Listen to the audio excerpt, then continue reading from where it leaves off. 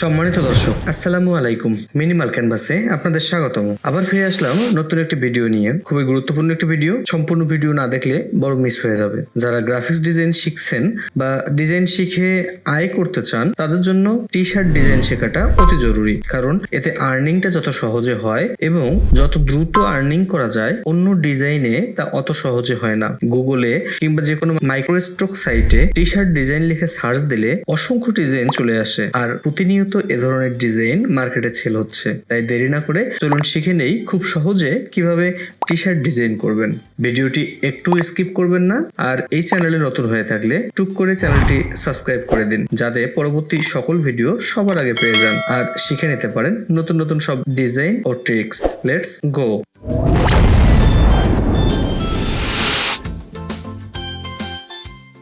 প্রথমে একটি আর্টবোর্ড নেই। আমি এখানে 1080x1080 সাইজের একটি আর্টবোর্ড নিয়েছি। এই আর্টবোর্ডে আজকের ডিজাইনটি আমি করব। টি শার্ট ডিজাইনের ক্ষেত্রে যে বিষয়টি মাথায় রাখতে হয় তা হচ্ছে, যদি আপনি টি শার্ট ডিজাইন লিখে সার্চ করেন, দেখবেন অসংখ্য ডিজাইন আপনাদের সামনে চলে আসবে। তো এখান থেকে আইডিয়া নিয়েই ডিজাইন করা যেতে পারে। আপনি কিভাবে ডিজাইনটি সাজাবেন, এটাই আসলে মূল বিষয়। দেখুন, এখানে একটি ডিজাইন আছে। ডিজাইনটা খুব ভালো লাগতেছে আমার কাছে।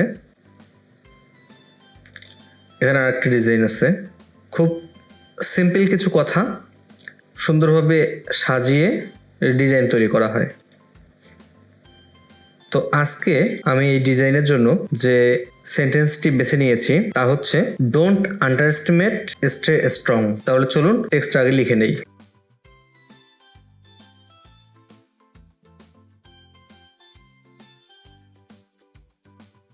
আমি এখানে টেক্সটে লিখে নিয়েছি। টেক্সটের লেখার ক্ষেত্রে আমি এখানে ডোন্ট আন্ডারএস্টিমেটকে একটি লাইনে রেখেছি, স্টেকে আলাদা লাইন করেছি এবং স্ট্রংকে আলাদা লাইন করেছি। আমি এখানে যে ধরনের ডিজাইনটি করব সে ধরনের ডিজাইনের ক্ষেত্রে আমার এই জিনিসটি এভাবেই নিতে হবে।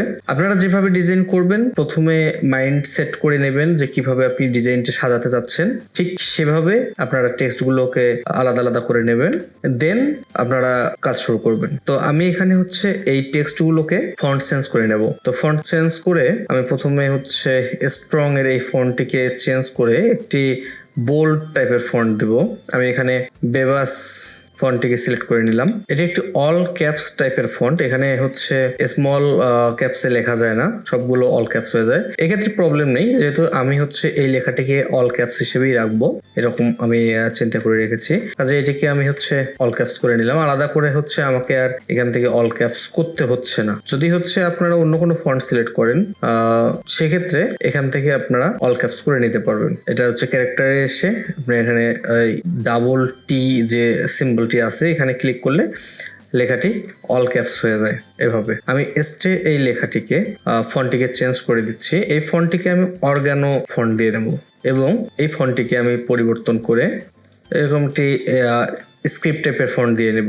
এবারে ডিজাইনটিকে আমি কিভাবে সাজাবো সেটা হচ্ছে মূল বিষয়। তো এটার জন্য আমি যেটা করব, আমার এই লেখাটি এরকম বড়ই থাকবে, সেই সঙ্গে এটিকে আমি আরেকটি কপি করব। কপি করার জন্য এটাকে আমি কন্ট্রোল অল্টার ধরে যদি নিচের দিকে নিয়ে আসি, সেই সঙ্গে শিফট চেপে ধরলে এটা একদম সমানভাবে নিচে নামবে। অল্টার শিফট ধরে এটাকে হচ্ছে নিচে নামলে এটা কপি হয়ে যাবে। এটাকে একটা কপি করে নিলাম। আমি হচ্ছে এই লেখাটাকে একটি কালার দিয়ে নেব।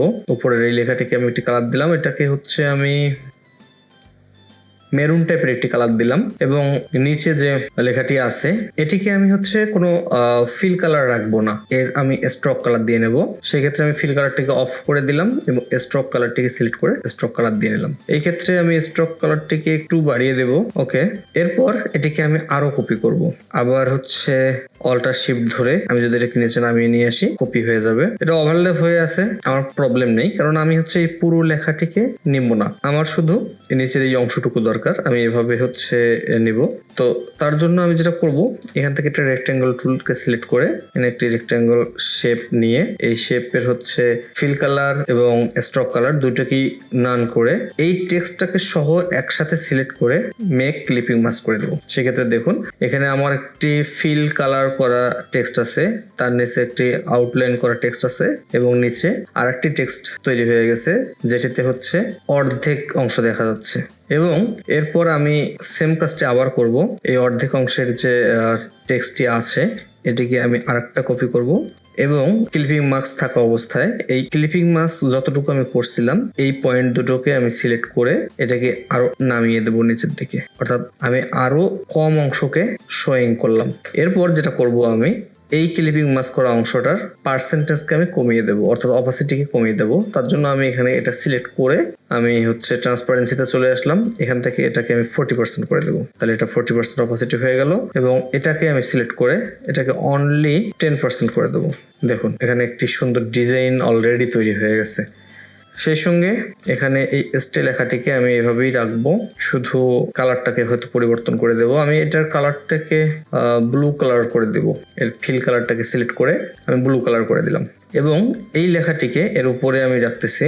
এর চারপাশ দিয়ে আমি একটি বর্ডার ক্রিয়েট করবো। বর্ডার ক্রিয়েট করার জন্য আমি রেক্ট্যাঙ্গল টুলটাকে সিলেক্ট করে নিলাম এবং শিফট ধরে আমি একটি রেক্ট্যাঙ্গল অঙ্কন করলাম। শিফট ধরে অঙ্কন করার কারণ সেক্ষেত্রে আমার পুরো স্কোয়ার একটি শেপ তৈরি হবে। এরপর এটাকে আমি অ্যারেঞ্জ করে পিছনে পাঠিয়ে দিচ্ছি। অ্যারেঞ্জ থেকে সেন্ড টু ব্যাক করে দিলে এটা পিছনে চলে গেল। এর ব্যাকগ্রাউন্ড কালারকে আমি রাখবো না, শুধু স্ট্রোক কালারকে রাখবো, অর্থাৎ ফিল কালারকে আমি এখান থেকে অফ করে দিলাম, স্ট্রোক কালারকে সিলেক্ট করে আমি ব্ল্যাক করে দিলাম। এরপর এর স্ট্রোককে আমি বাড়িয়ে 5 পিটি করে দিলাম এবং এই সবগুলো লেখাকে আমি একসঙ্গে সিলেক্ট করে এটাকে অ্যালাইন করে মিডল করে নেব। তাহলে আমার এই সাইডেও যতটুকু জায়গা থাকবে এই সাইডেও ততটুকু জায়গা থাকবে, এভাবে একটু অ্যালাইন করে নেব। আর এটাকে আর একটু নিচে নামিয়ে দিচ্ছি। এই লেখাটার মাঝখান দিয়ে আমি লাইনটা দিয়ে দিচ্ছি। এখন এই যে লাইনটা দেখা যাচ্ছে এই লাইনটাকে আমি এখান থেকে কেটে দেব। তার জন্য আমি এখান থেকে সিজার টুলটাকে সিলেক্ট করতে পারি। সিজার টুল সিলেক্ট করে এখানে একটি পয়েন্ট দিলাম এবং এখানে একটি পয়েন্ট দিলাম। 2 পয়েন্টের মাঝখানের যে অংশটাকে আমি সিলেক্ট করে কিবোর্ড থেকে ডিলিট প্রেস করে ডিলিট করে দিলাম। তাহলে দেখুন এখানে একটা সুন্দর ডিজাইন তৈরি হয়ে গেছে অলরেডি। এখন আমি এই কালারগুলোকে পরিবর্তন করে ব্লু কালার করে দিতে পারি, যেহেতু এখানে আমার ব্লু কালার এবং মেরুন কালারের কম্বিনেশন নিয়ে আসা হয়েছে। ব্ল্যাক কালারকে আর রাখতে চাচ্ছি না, সেই ক্ষেত্রে আমি এখানে সিলেক্ট করে আমি এখানে কালারগুলোকে পরিবর্তন করে ব্লু করে দিচ্ছি। এই লেখাটিকেও আমি ব্লু করে দিচ্ছি এবং এই লেখার আউটলাইনকেও আমি ব্লু কালার করে দিচ্ছি। সেম ভাবে এই লেখাগুলোকেও তাই করে দেবো। এটা বেশি খেয়াল করে দেখুন, এখানে আমার যে পার্সেন্টেজ দেওয়া ছিল সেই পার্সেন্টেজে থাকলো, তো কালারটাকে চেঞ্জ করে আমি ব্লু করে দিয়েছি। আপনাদের যে কালারের তৈরি করবেন সেই অনুযায়ী আপনারা কালারটা সিলেক্ট করে নেবেন আপনাদের ইচ্ছে মতো। আমার এখানে ডিজাইনটা একদম কমপ্লিট হয়ে গেছে। আমি একটি টি শার্টের উপর এই ডিজাইনটিকে বসিয়ে দেখবো আসলে ডিজাইনটি কিরকম লাগে। তার জন্য আমি এই টি শার্ট নিয়ে আসতেছি। এখানে আমি একটা টি শার্টের ডিজাইন নিয়ে এসেছি। টি শার্টটি আমার ব্লু কালার টি শার্ট, সেই ক্ষেত্রে ব্লু কালারের যে ডিজাইনটা আমি করেছি, ব্লু কালারের ডিজাইনটা এই ব্লু কালার টি শার্টের উপর সরাসরি যাবে না। যদি একটা হোয়াইট কালার টি শার্ট হতো সেক্ষেত্রে হোয়াইট কালারের উপর ব্লু কালারের এই ডিজাইনটা সুইটেবল হতো। যেহেতু এটা ব্লু কালারের টি শার্ট তাই আমার এই কালারটাকে আরেকটু পরিবর্তন করতে হবে। আমি এটাকে একটা অরিজিনাল রেখে একটাকে ডুপ্লিকেট করে নিচ্ছি।